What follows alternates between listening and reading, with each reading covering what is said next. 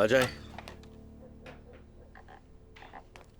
मेरे बेटे, तुम ठीक हो ना? जी अम्मी, ठीक हूं मैं। हो जाएगी आदत, परेशान ना हो। ये उसका नुकसान है, तुम्हारा नहीं। वो पछताएगी, लेकिन तब तक देर हो चुकी होगी। छोड़ दें अम्मी, अब उस बारे में बात करने का कोई फायदा नहीं है। अच्छा बात सुनो, तुम्हें गुस्सा आ सकता है क्योंकि अभी इस बात का वक्त नहीं है।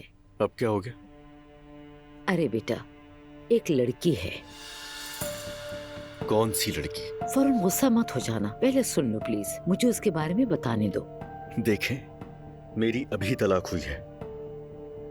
बेटा, दुआ को भी तुमने खुद ही पसंद किया था ना। देख लिया उसका अंजाम क्या हुआ।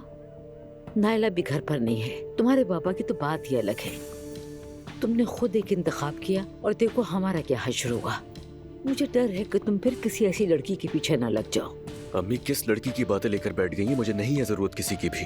अभी नहीं होगी, लेकिन तुम अपनी सारी जिंदगी अकेले तो नहीं गुजार सकते।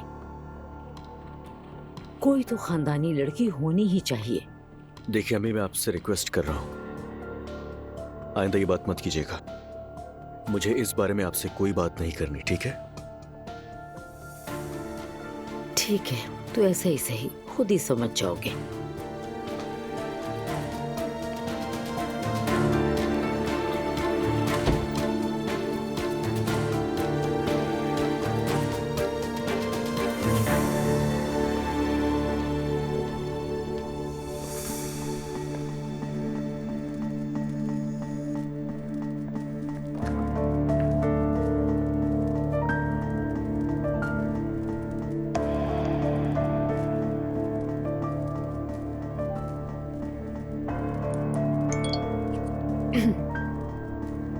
मैं तुम तक नहीं पहुंच सकता।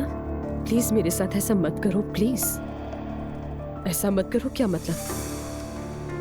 ऐसा मत करो तो और क्या करती मैं इसे ब्लॉक करने के अलावा? ब्लॉक करो इसे एलिफ, इसे ब्लॉक करो।